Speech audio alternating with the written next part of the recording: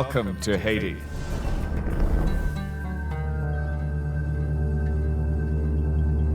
As recently as the early 1900s, Haiti was a Caribbean paradise, lush with rainforests and rich, fertile farmland.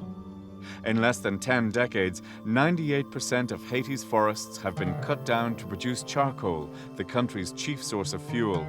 The flooding and erosion that resulted, combined with political mismanagement, devastated these natural resources. Today, much of the land is barren. There is little opportunity for employment, and 80% of the people live in abject poverty. Most Haitians get by one day at a time, going to the market to sell or barter whatever they can to get food and other basic necessities. You land in Cap-Haïtien and you're stepping into a different world. You see poverty on just such a staggering scale that you can't believe it, that people are living like this. And then you see the children, and that's what's so amazing is the children of Haiti. They live in this unbelievable poverty, but yet they're just these beautiful children with these wonderful smiles, and it really touches your heart. In January 2007, a group of volunteers, Lifetouch employees, retired employees, and family members traveled to the village of Limonade, about 7 miles outside the city of Cap-Haïtien. The volunteers were there to help build a new school funded by current and retired Lifetouch employees. They would also provide the gift of school portraits. Most of the children had never in their lives seen a picture of themselves. Getting out to the school on the first morning already, the kids were cheering and singing for us when we got there. They were so excited to see us. And then the first day, we built the trusses, put up the rafters and the purlins so that we could put on the metal roof. The metal roof went up the next day.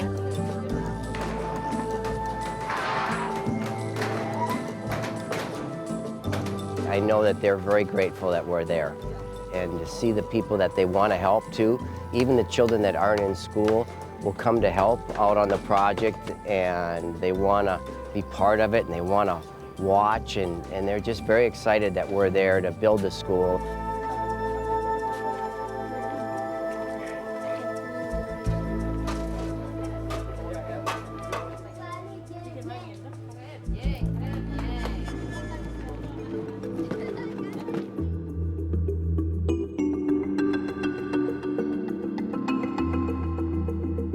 The story of Lifetouch's encounter with Haiti actually began years earlier, in 2000, when Mike Lawson, an LNSS territory manager, traveled to Haiti with a group of volunteers from his church. Mike Lawson came about 7 years ago to Haiti, and one night he came asking me what he can do. I always believe if we start with the children, there will be hope for the future. So I told Mike, why not we start with children and help build a new school for a community.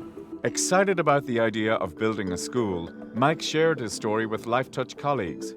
They began donating money, and the construction of the first Lifetouch school in Haiti had its start.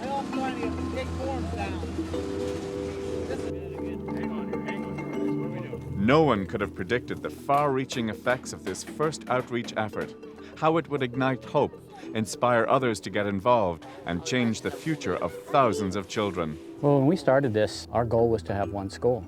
And we kind of had this notion that if we really worked hard and if everything came together well, we would end up with a second school. Here we are today with 6 schools constructed.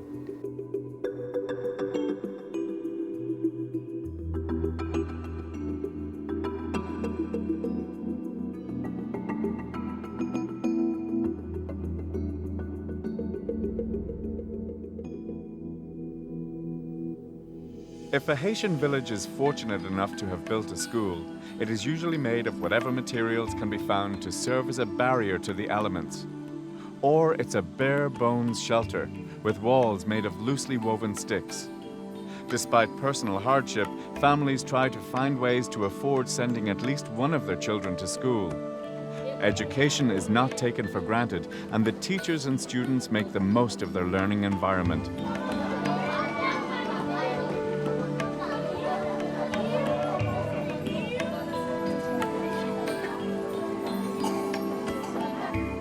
The first Lifetouch school in the village of Coracle was completed in 2002. A short time later, a problem came to light. The children were coming to school hungry. The first school was in Caracol, and when we first went to visit the school, we didn't have any lunch program at that time. And when I got to see how they were doing, some of the kids, they lay down on the bench sleeping, and you could see they were really, some of them were in bad shape. And I talked to some of the people at Lifetouch, especially Mike Lawson and the whole team. And Lifetouch have decided to finance a lunch program for the school. I can remember when Mike Lawson presented the opportunity, he said, Jake, there's no lunch programs at these schools, and the kids, don't have the ability to learn because they're not healthy and they're not being fed. And for such little money, we are able to serve lunch to these kids. And it was an easy decision to say, yeah, sure, we can do that. And I wasn't really sure what the benefit of all that was, but after being here and seeing as we built this school, and then looking in the eyes of the kids, I could tell that the kids in the school that we just built were not as healthy and attentive as the kids that I witnessed as we went out and saw the other schools that have been up and running for several years who are on the lunch program. And I could see how beneficial it was for these kids to get one meal. The average Haitian family has about 9 members, and about 5 meals a day are what the average Haitian family can afford. If their children are eating at school, then some of the other members of the family are able to eat that evening. That looks very good. When we put a food program in a school, not only the children in the school benefit, but also the community as well. They benefit because we employ people within the community to prepare the food. We buy the food from a local vendor that will benefit from the sale of that and help the economy in that particular vicinity.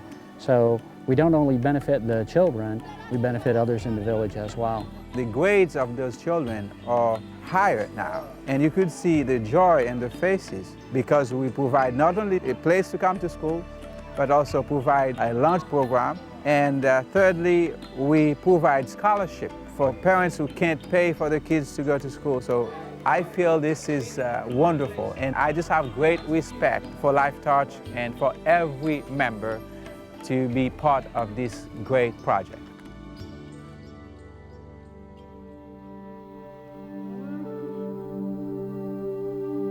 Today we had the honor and the privilege of actually taking pictures of the school kids and of the teachers. It's hard for citizens of a high-tech society to imagine that there are children on this earth who don't know what they look like, who have never had an opportunity to look in the mirror or see a single picture of themselves. Lifetouch Picture Day in Limonade was a day of wonder for everyone. On Picture Day, we had all the kids lined up, and it actually was really neat. We all took turns taking pictures, posing them, and actually taking the picture. Picture Day was unbelievable. It's a lot like Picture Day back home, I can imagine, just with people getting all excited. But just to see the smile on their faces and them in their uniforms is beautiful. The kids here are no different than the kids back home. It's amazing. And it was really fun to see Jake behind the camera, because I know it's been a long time since he's been behind a camera. That was amazing. I haven't taken photographs in a school in America, and to be able to take them here in a school in Haiti was a blessing. 2 months later, a big day came. Portrait delivery in Limonade. The Lifetouch group was accompanied by representatives from World Servants, a Minneapolis-based organization that sponsors short-term mission trips in the US and abroad. World Servants has partnered with Lifetouch on memory missions in Kosovo, Jamaica, West Virginia, Tennessee, and New Orleans, and they were excited to help distribute portraits to the children. When Lifetouch people came in to pass out the pictures, I mean, the place just lit up. You could feel the excitement in the air. When we distributed school pictures this year, we would hold them up in front of the class. And the idea was that each student was supposed to notice their own photo and then hold their hand out, and we would hand them their pictures. I noticed something that as we would hold them up, all the other students would call out the name, but the student whose picture it was didn't immediately reach their hand out. And what I realized was it's because they didn't know what they looked like. They didn't recognize themselves because they'd never seen themselves in a picture before. But what an amazing concept, that everyone else in the class knew who they were, and they didn't. Well, once they got that picture, they ran off to their classroom, and the excitement level was something I've never seen before, even here.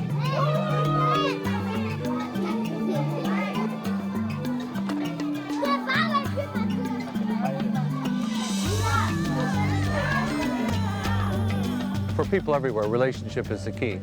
And a picture is a great way to build a relationship. There's just this real sense of excitement and thankfulness.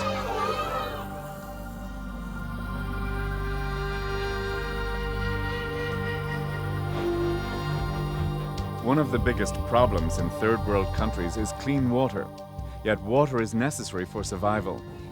In Haiti, access to clean water is scarce, and in some areas as many as 25% of the children die of waterborne diseases before reaching the age of 5. We've decided that another opportunity for us to assist the people of Haiti is to help repair some of the wells that are not functioning. So if we can increase the quality of water in the community, we'll be helping preschool children, school-age children, adults, elderly, everyone. You only have to drive through the city of Cap Haitian or one of these villages and look to the side of the road to where the water systems are undeveloped, and some of the water that these people drink, it saddens you. It's such an easy thing to do, to put wells in the ground and have cool, clean water that the people can drink. Sometimes people walk 4 or 5 miles with a 5-gallon bucket of water on their head to take care of their family, with which they have to wash clothes, clean their bodies, and drink and cook.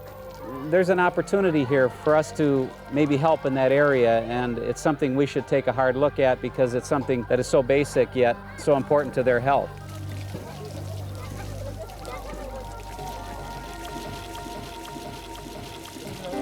What began with a vision to build one school in Haiti expanded to 6 schools with nutritious lunch programs, clean water available to every school, and more than 60 community wells repaired.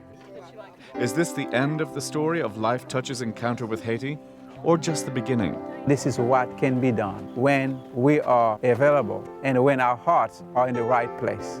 If we take care of the kids now, there will be a good future. I'm also so impressed with each school and church and the leadership that is here in place. Giving direction and guidance is a wonderful thing. And those opportunities for more schools are in front of us, and we have the heart for it, and I think we have the resources and we have the people that want to get involved. World Servants is really looking forward to partnering with Lifetouch in Haiti and with Living Hope Mission. We looked at a church that's been built by a number of teams that have come here, and their next project for them is building a school. When I look at the children here in the school and in the community, and there are still many who are not receiving these benefits, and there's such a stark contrast of what's going on in their lives. The children of the community are sweet children, and you'd like to help every one of them. You leave a piece of your heart everywhere you go. My biggest thing is I know these kids will be fine because we're going to make sure that they're fine. When you see these kids in school and you've got kids hanging in the window because they thirst for that knowledge so bad, it just breaks your heart. Making a difference by building a school, providing food and clean water, and giving the gift of portraits is creating a different reality for children and families in Haiti. This is not the end of the story of Lifetouch in Haiti. We have an opportunity to do it again. We are pleased to announce a company-wide memory mission in the village of Fossé-Capoin. The event will take place in December of 2007 and is in partnership with World Servants and Living Hope Mission. Information about applying as a company-sponsored volunteer will be available soon. In the end, it's all about the children. To be able to provide something to them, to be able to give them a future, to be able to make a difference in their life. So great for what is relatively so little effort on our behalf. This doesn't seem like much, but to them, it's the world.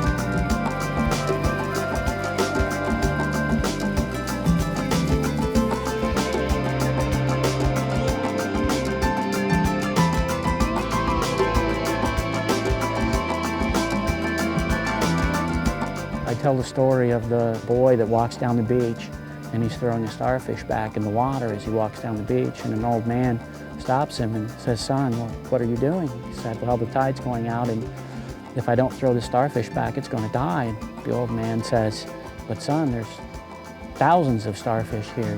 You can't possibly make a difference." And he picks the next one up and flings it back in the water and said, "I made a difference to that one." And I think that's what we're here to do, is make a difference to that one, and that one, and that one.